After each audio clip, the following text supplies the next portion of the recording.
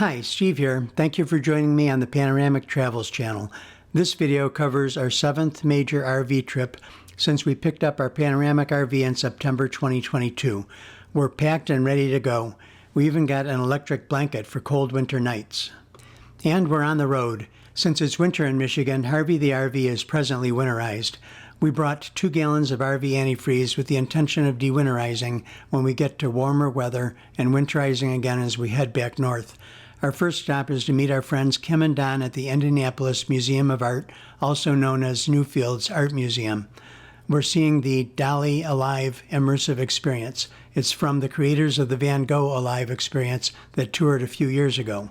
The museum has a lot of permanent exhibits, but I'm primarily going to focus on Dali Alive.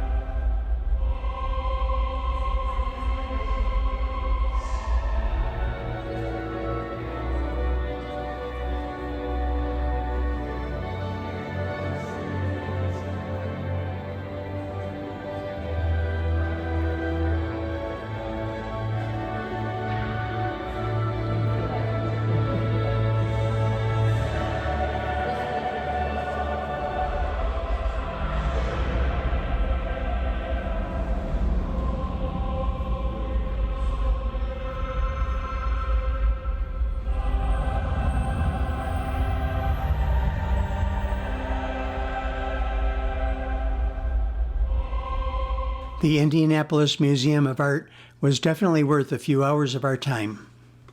Now we're heading to dinner at Poloni's in Brazil, Indiana, and then to Kim and Don's house in Terre Haute. We walked the dogs in spite of the low temperatures, played cards, and enjoyed Kim's great cooking.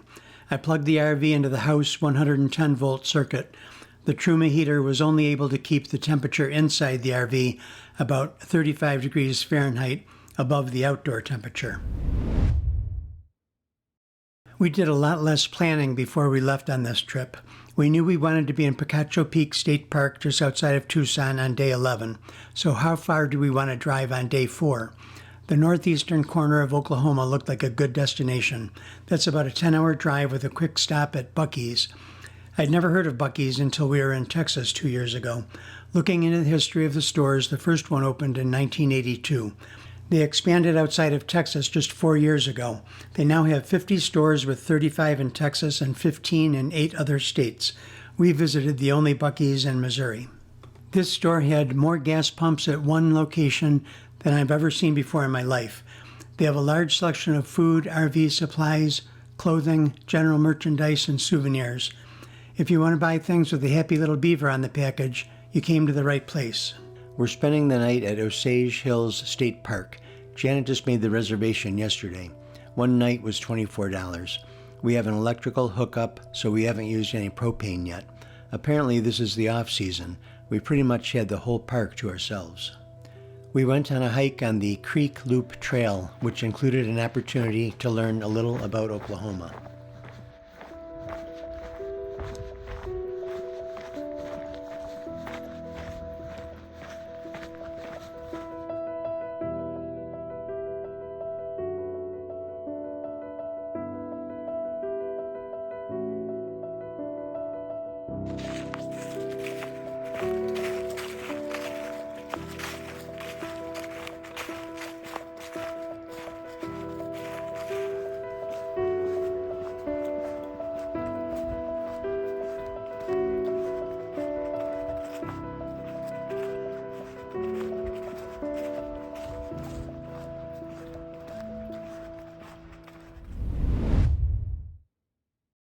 Our next stop is the Woolaroc Museum and Wildlife Preserve.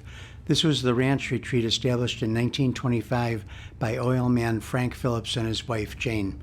Woolaroc is a blend of three words: the woods, lakes, and rocks found in the Osage Hills. The 3,700-acre ranch is home to 30 different species of wildlife. Now I'm going to use narration from this YouTube video. It's unlisted, so if you want to access it, you need to type this into your browser. Welcome to Woolaroc Museum and Wildlife Preserve. The changing of the seasons brings out different types of wildlife that you can observe in your vehicle as you make your way to the main grounds. Our bison herd dates back to 1926, when 90 of the animals, commonly called buffalo, were brought here from Fort Pierre, South Dakota. These majestic creatures are truly a sight to behold, especially when they bring out their calves. Now, feel free to take as many pictures as you would like, but remember, we like to keep our wildlife wild, so please stay in your vehicle. Now, step back in time and imagine you are in early 20th century Oklahoma, where vast oil fields are being discovered and fortunes are being made as quickly as they are being lost. A pair of enterprising brothers from Iowa would make the journey to Oklahoma to create their own American dream and make their mark on the oil industry for many years to come. After drilling several dry holes and nearly out of funds, Frank Phillips and his brother L.E. finally drilled their first gusher in 1905.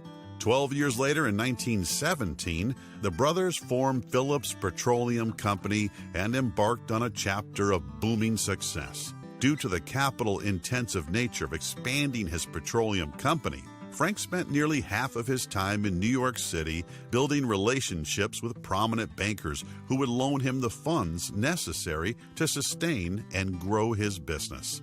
At one point, he even considered building an East Coast estate outside of the hustle and bustle of the city to entertain this powerful network, either in Long Island or Connecticut. However, Frank's heart was in Oklahoma. Rather than duplicate the model of other successful tycoons, he would set out to create his own unique retreat. Here in the enchanting Osage Hills of Oklahoma, just a short drive from his downtown Bartlesville mansion. The first two buildings that you will see after parking in our main lot are the Museum and Fraser Welcome Center, which are divided by an entry road. The museum, which was originally built in 1929 as an airport hangar, features 10 rooms and nearly 50,000 square feet of exhibits. Inside, you will find restrooms, a gift shop, and one of the finest collections of art and artifacts in the region. The museum truly has something for everyone to enjoy. World-class art by prominent artists such as William R. Lee, Frederick Remington, and Charles Russell. Native American art and artifacts, one of the most complete Colt firearm collections in the world, and of course, the Woolaroc airplane, suspended from the ceiling in room 7 of the museum. Plan at least 1 hour to tour, and for those who would like to take their time and immerse themselves in the experience, plan 2 to 3 hours.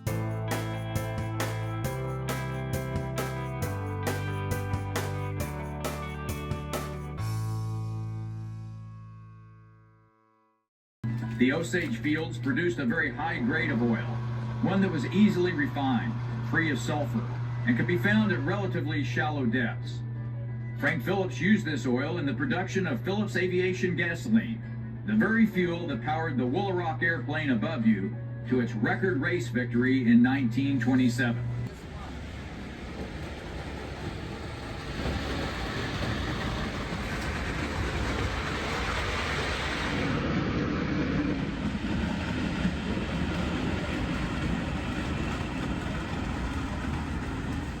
Do not miss the spectacular cliffside view of Clyde Lake from Frank's front porch, one of his favorite spots on the entire property. You can also marvel at Frank's rustic yet elaborate country lodge, built in 1925, that served not only as a retreat for the Phillips family, but also as a place for Frank to entertain guests, investors, chiefs, and outlaws. Frank's original Woolaroc property was established in 1925 and spanned over 17,000 acres. The property would take on its own personality and be inspired by the passion Frank had developed for the American West, which included his deep connection and friendship with Native Americans. In fact, he was honored as the first Caucasian man ever to be adopted into the Osage tribe. Now, for those who are seeking a bit of adventure and exercise, the scenic hiking trails are located below the Welcome Center. Sprawling hills, peaceful waters, and maybe even a glimpse or two of wildlife await you. Enjoy several different trail options, perfect for both experienced hikers and beginners alike. Plan at least 1 hour to complete the warrior and outlaw loop of the trails and get ready for some rocky and rough terrain. That's all for now, folks. Thank you again for spending your day with us. Safe travels. Our next stop is the Pioneer Woman Mercantile General Store and Restaurant. Janet and I had never heard of Ree Drummond, the Pioneer Woman, who apparently has had a TV cooking show on the Food Network since 2011. But it was recommended to us, so here we are. The biscuits and the food were great, except the salmon was a little too salty. We have one more stop today in Pawhuska, Oklahoma, before we head to our overnight destination, and that is the Osage Nation Museum. Founded in 1938, this museum is the oldest tribally owned museum in the United States. No photography was allowed in the several small rooms inside the museum, but the outdoor monument honoring the Osage veterans and warriors was very impressive. Finally, we're driving to the Osage Casino and Hotel just north of Tulsa to spend the night. We used propane to heat the RV last night. It was around 20 degrees Fahrenheit or minus 7 degrees Celsius outside, and we kept it around 64 degrees Fahrenheit or 18 degrees Celsius inside. According to the monitor, the propane level went from 65% to 50%. We have a short drive this morning to downtown Tulsa. We made arrangements a few days ago to go on 2 tours with the Tours of Tulsa company. And when their website says energetic and passionate, our guide Andrea definitely was that. The first tour was kind of a combination of the Underground Tunnels tour and the Art Deco tour. The second tour was the Black Wall Street Massacre tour. Today, this building is half commercial space and half apartment space. There's 22 apartments on 11 floors, and I lived here for a year. Oh boy. I'm not gonna lie, it's the Cadillac building. That's my opinion. Come on, they play Frank Sinatra 24/7 in the lobby. Oklahoma heat is terrible in the summers, y'all. They're brutal. So what does he do? He builds an extra ice elevator that's on the other side of the building. And Tulsa Ice Company would deliver 24 hours a day, 9 feet by 9 foot by 9 foot blocks of ice. And these doors you see were what we termed or referred to as the ice chopper families.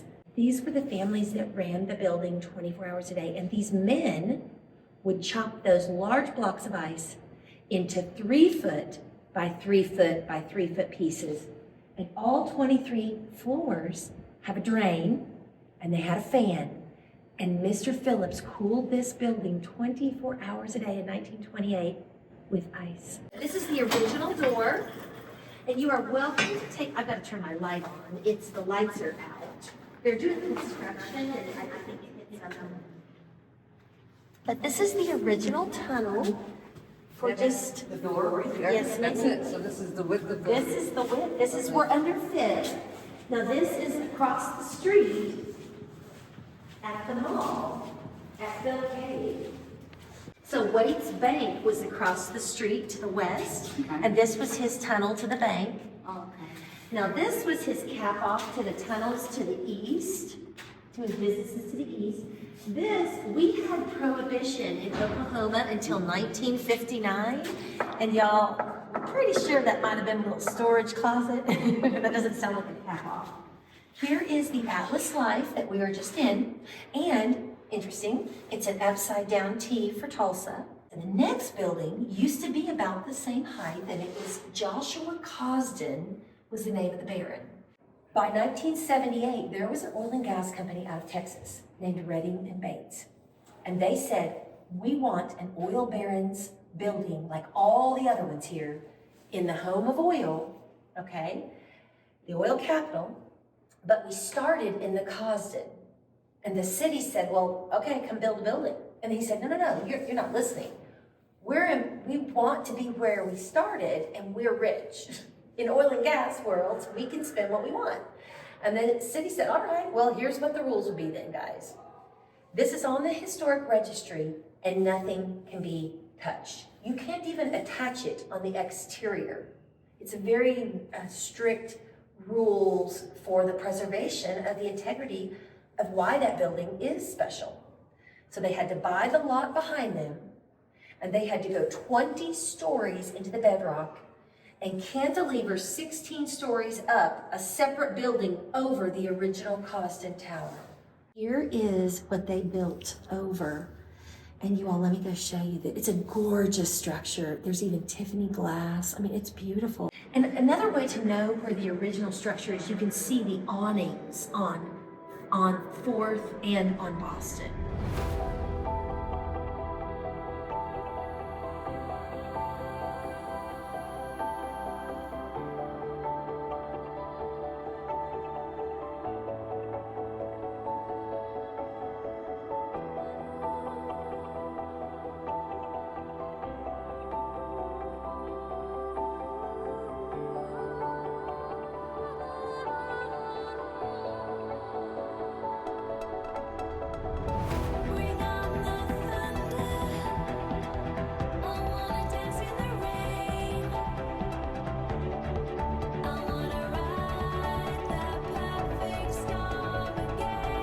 In 16 hours, they bombed and burned down 1,250 homes and businesses. The 3 areas that we like to kind of say that we probably need forgiveness or at least to spotlight on is, 1, they went out with intention to humiliate these people.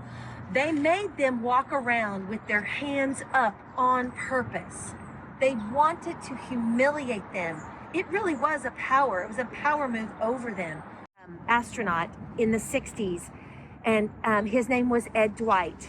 And sadly, he never got to go. His missions were, it was the civil rights movement, and it was turbulent, and he never got to do his time. Well, he became an artist and a sculptor. And a year and a half ago, NASA actually let him go into space in his 90s. He's in his 90s now. He went. Ed Dwight, it was on 60 Minutes if you want to Google it. I think we did see that. Okay, so Mr. Ed Dwight, the artist and sculptor, made our beautiful tower here. The Tower of Reconciliation.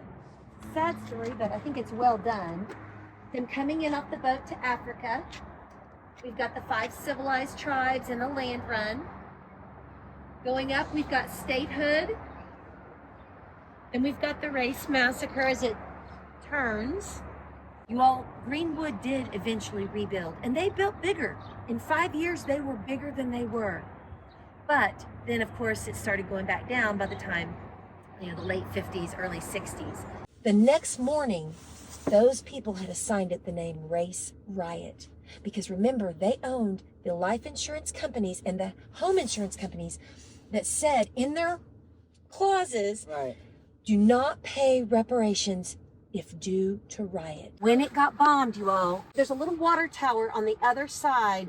That was called Standpipe Hill, and that's where they actually stood at the top of this standpipe and shot the people here in this church and bombed it. They decided that we needed to put what was there and if it was reopened after the massacre.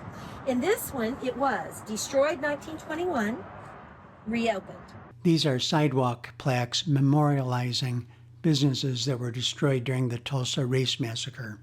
They remind me of the stumbling stones that I've seen in Europe that commemorate the last known residents of people who were murdered during the Holocaust. Williams Hotel, you all, they were generational wealth. They were the next Hilton. This was very successful.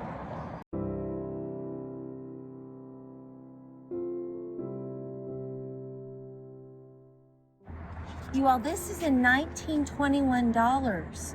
This is another reason we now understand this was all an intentional act, because they set it up so that they didn't have to build it back and they could get away with it. And the reparations you're talking about, the So fact that the insurance companies wouldn't pay it. No one knows the exact death toll from the Tulsa race war. At the time, the Tulsa newspaper reported 34. Historians say it was probably closer to 300. Most of the 35 blocks of Greenwood were destroyed, leaving 9,000 residents homeless. Not one person was charged with the crimes that were committed, and not one insurance claim was ever paid.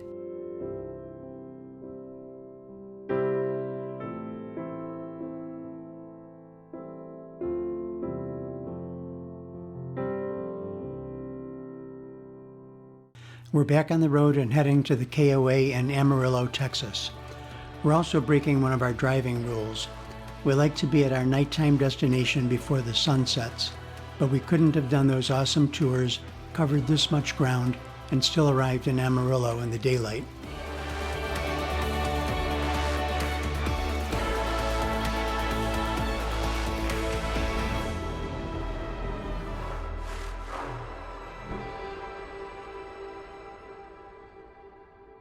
The KOA had very nice heated bathrooms with showers.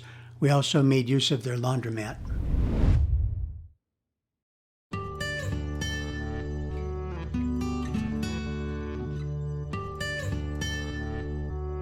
So what's our next destination? Again, we're making plans on the fly. We decided to take a relatively short drive this morning from Amarillo, Texas to Roswell, New Mexico. We only had a slight interest in Roswell, but it'll put us on a route that will lead to 2 national parks over the next few days. So here we are in Roswell, the home of conspiracy theories about an alien spacecraft crashing in 1947, although the actual crash site was 75 miles or 121 kilometers north of Roswell, closer to Corona, New Mexico. So what crashed, and was there a government cover-up? Well, apparently a military balloon crashed. It was part of a top-secret project to listen for Soviet atomic tests. And yes, there was a government cover-up, because the official report was that it was a conventional weather balloon that had crashed. One more quick drive today to the Walmart in Carlsbad, where we'll be spending the night.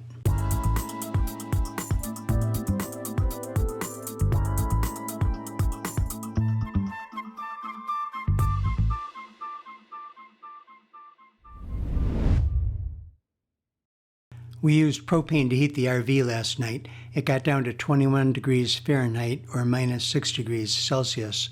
According to the monitor, the propane level went from 50% to 34%. We're spending the day at Carlsbad Caverns National Park. This is just a quick overview of our time here, since I want to keep this video well under an hour. I'll make a separate video that will cover Carlsbad Caverns and White Sands National Park. I'll put a link to that video in the description below and at the end of this video. So we are now inside the King's Palace. Behind me here is the King and his court. And depending on your opinion of the royalty, some people see a royal banner hanging over the court, while others say they're all standing under the blade of the guillotine, awaiting execution. Stalactites and stalagmites form from water dripping straight down. Draperies are the result of water running down a slope surface. Yes, back in this corner is the cave bacon. Cave bacon gets its name from these bands of different colors in the drapery. Over time, that iron content disappeared, and now you see mostly calcite making up the drapery.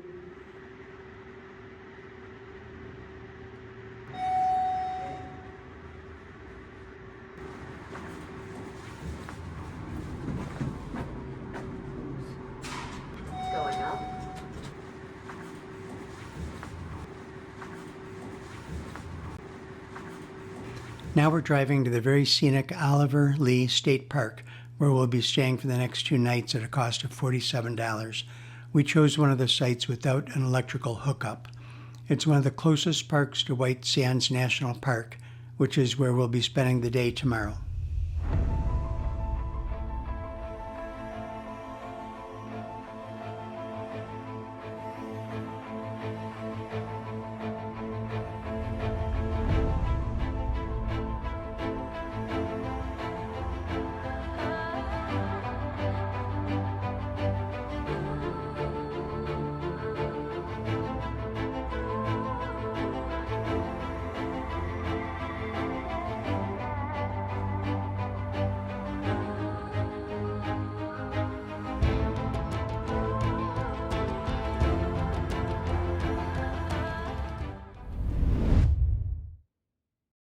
Without an electrical hookup, we used propane to heat the RV last night.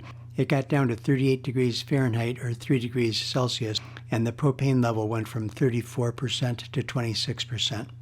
We stopped in at the Oliver Lee Visitor Center before heading off to White Sands. The park ranger let us borrow 2 saucers so that we could sled down the sand dunes. Again, this is just a quick overview of our time at White Sands National Park. I'll make a separate video that will cover White Sands and Carlsbad Caverns National Parks.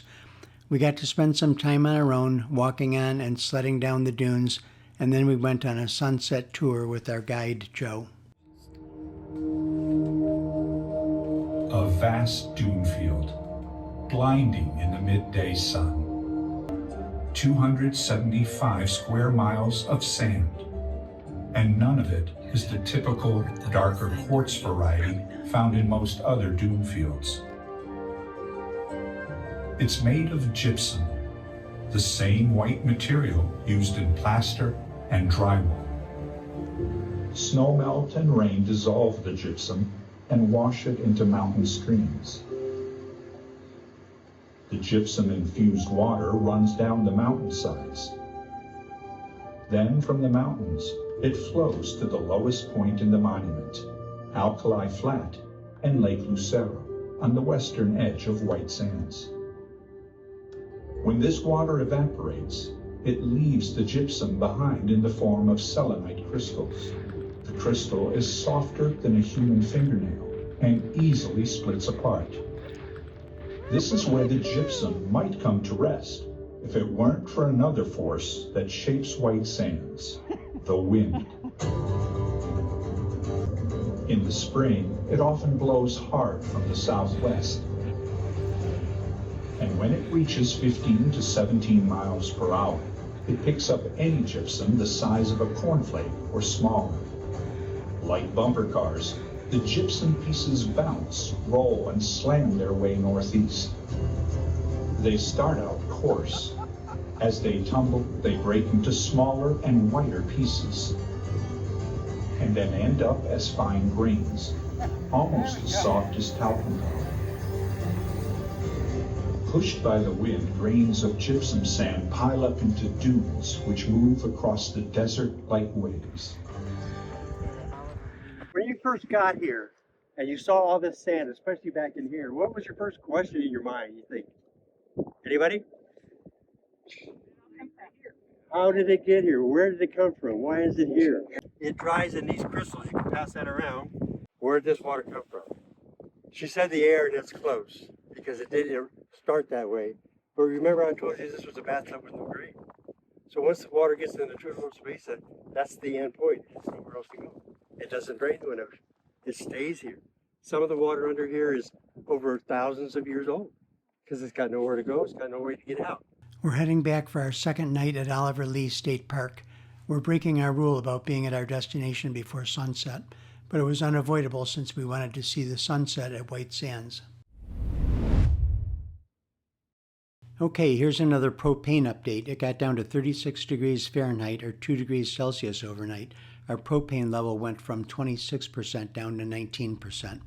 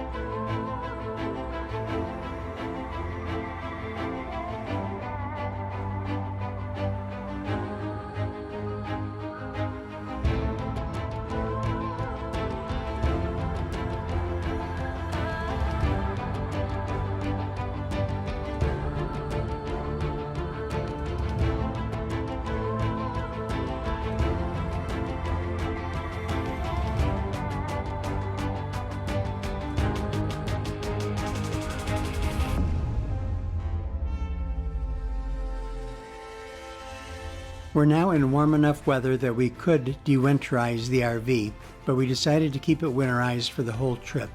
We can use everything in the RV except for water at the sink and shower. We have plenty of water in our collapsible bags for the rest of the trip. Another propane update. It got down to 36 degrees Fahrenheit or 2 degrees Celsius again last night. Our propane level went from 19% to 20%.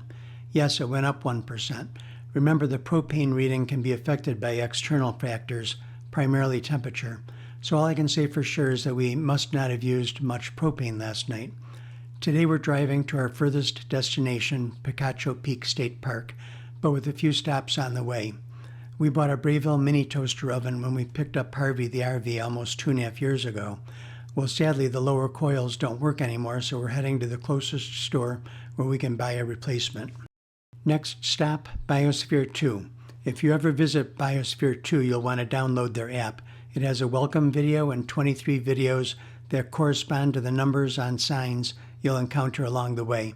Just follow the red arrows when you enter and the blue arrows when you exit. The 3.14-acre structure, constructed between 1987 and 1991, remains the largest closed ecological system in the world. It was built to demonstrate the viability of closed ecological systems to support and maintain human life in outer space. It features 7 biome areas: a rainforest, an ocean, mangrove wetlands, a savanna grassland, a desert, an agricultural system, and a human habitat with living spaces, laboratories, and workshops. It was only used twice as a closed system experiment, from 1991 to 1993, and again in 1994. Both attempts ran into problems with low amounts of food and oxygen. Through research projects and mentoring, interns gain experience that's essential for graduate studies and careers in science.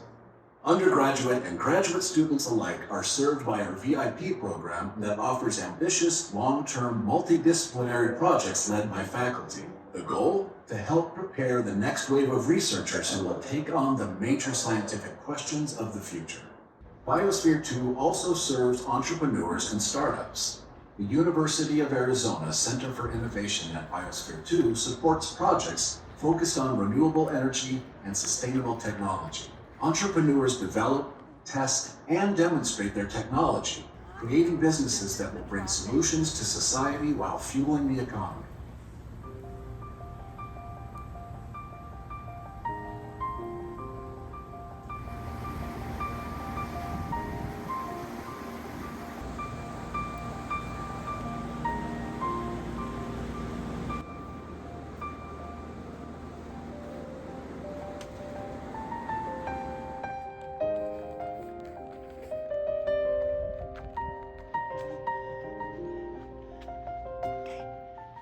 Now it's just a short drive to Picacho Peak State Park, where we'll be camping with Janet's sister Karen and her husband Ken for the next 9 days.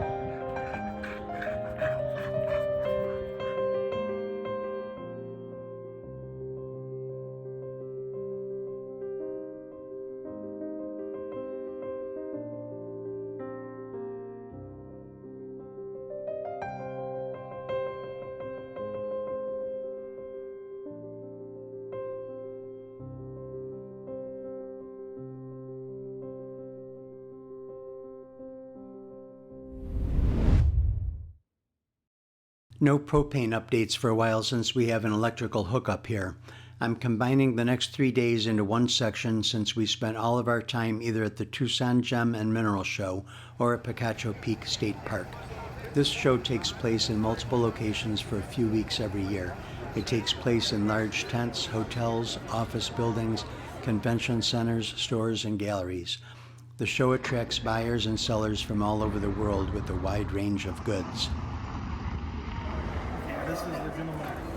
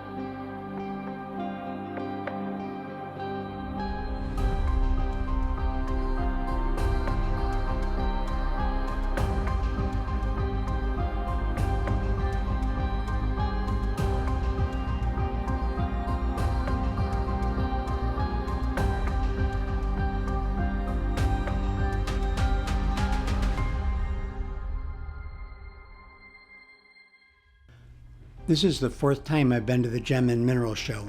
The first year I didn't buy anything. I was learning. Actually, I'm still learning. One thing I did learn is that I like minerals and matrix. Matrix is the material into which the mineral is embedded. It looks more like it looked when it came out of the ground or out of a mine.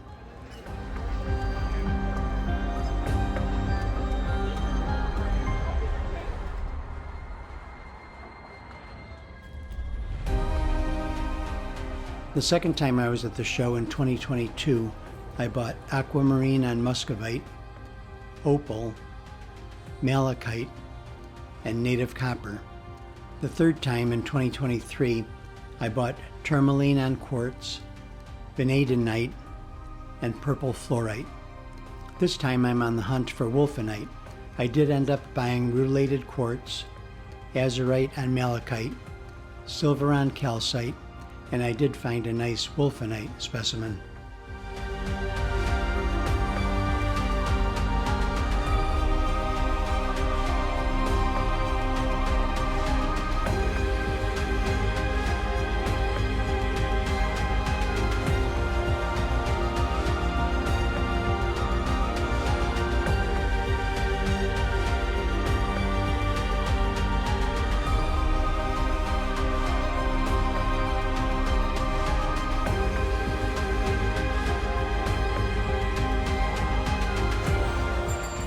One quick stop on the way back to Picacho Peak. My sister-in-law Karen has been raving about In-N-Out Burger. We've never been to one. I was very impressed with the quality of the food and service.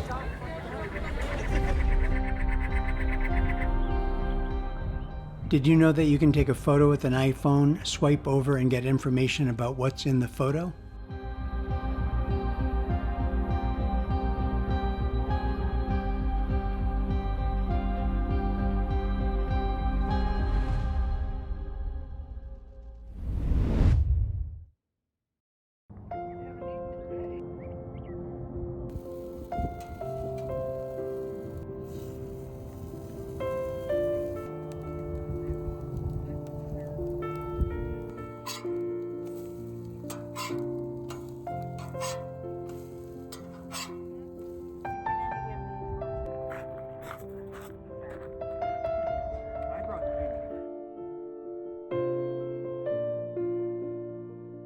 I had never heard of Tubac.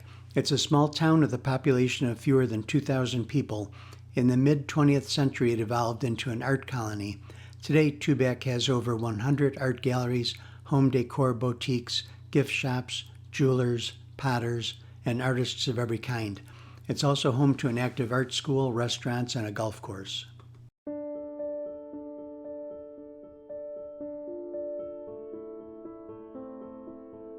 Indulge me here for a moment, Panoramic Travels viewers. This sculpture reminds me of a joke I heard years ago. A guy goes hunting and shoots 2 rabbits. He takes them to a taxidermist. The taxidermist asks if he wants them mounted. The hunter says, "No, just holding hands would be fine."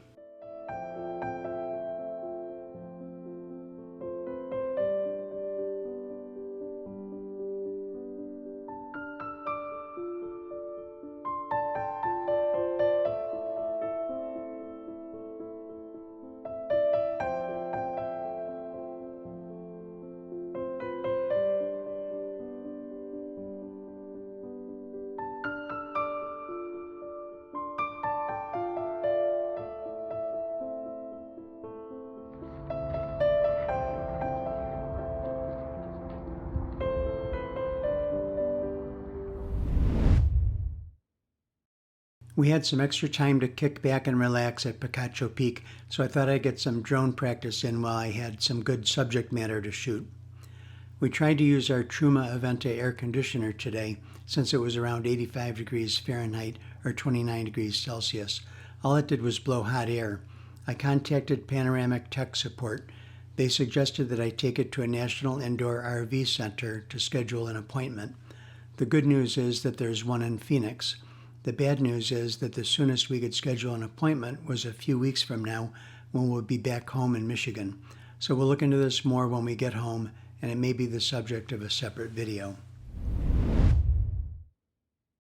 Today we're taking a day trip to the Kartchner Caverns State Park. The cave has 2.4 miles or about 4 kilometers of passages. The caverns were found in 1974 by local cavers Gary Tennant and Randy Tufts. Hoping to protect the cave from vandalism, they kept the location a secret for 14 years. The discovery of the cave was finally made public in 1988 when the Kartchner family, who knew about the cave, agreed to sell the land to the state for development as a park and a show cavern. I only have photos from the Discovery Center since the public is not allowed to take photographs during the cave tour. I can tell you that it has a lot of great cave formations and includes 2 major features, the throne room and the big room. The big room cave tours are closed part of the year because it serves as a nursery roost for cave bats. I would recommend taking the cave tour if you're in the area. Having said that, it might not be worthwhile if you had just toured Carlsbad Caverns a few days earlier. Okay, today is leg 1 of our drive home. We're driving over 600 miles to a rest area on I-40 just past Newkirk, New Mexico.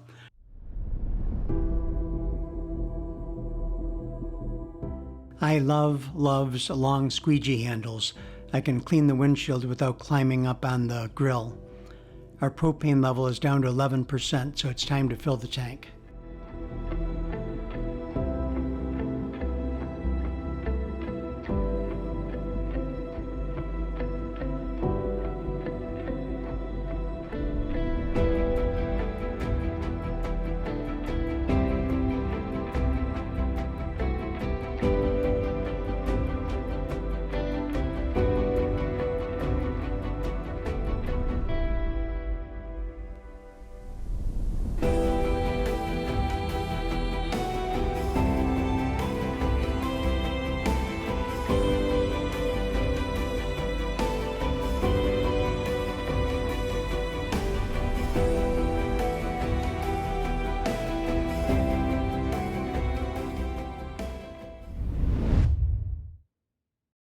We used about 5% of our propane keeping the RV warm overnight. It got down to 39 degrees Fahrenheit or 4 degrees Celsius. I've been keeping you updated on propane usage. I guess I should say something about the house battery levels. We have 4 110 amp hour lithium batteries. Since we've been on the road just about every day, the batteries pretty much stayed between 80 and 100%. And we had an electrical hookup for the 9 days we were at Picacho Peak State Park, so battery levels were not an issue on this trip.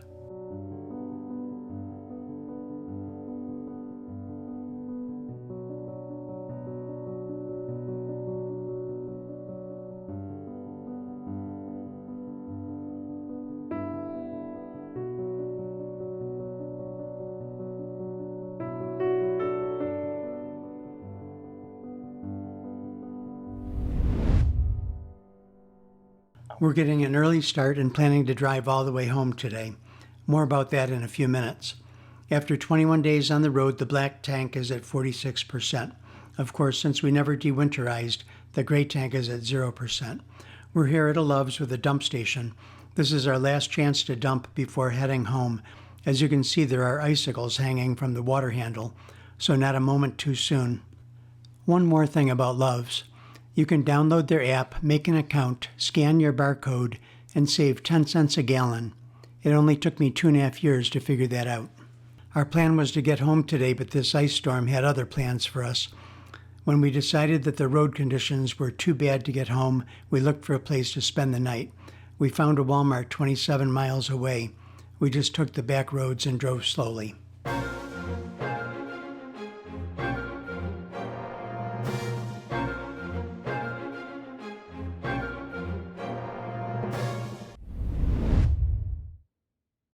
We aren't rushing to get started today for 2 reasons. We want to give the road crews a chance to clear the roads, and we only have a 2.5 hour drive to get home. We like to travel, but we always like to get back home too. If you enjoyed this video, please give it a like, and if you're not already subscribed, please consider subscribing. If you have any questions, please leave a comment. I put out a video in December 2023 about my commemorative pin project. I described what materials I used and how I laid out the pins on the board. This is what the board looked like then. This next photo shows an update from 2024 that includes our road trip down to New Orleans, Florida, the Keys, and up the Atlantic coast.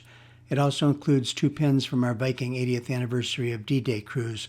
Obviously not somewhere we went in Harvey the RV, but it was such a meaningful trip, we did want to commemorate it on our board. This photo includes pins commemorating the places we went to on this trip. So I've got 5 more spots on this board before I start populating the next board. Thanks for watching, and we'll have more videos up soon.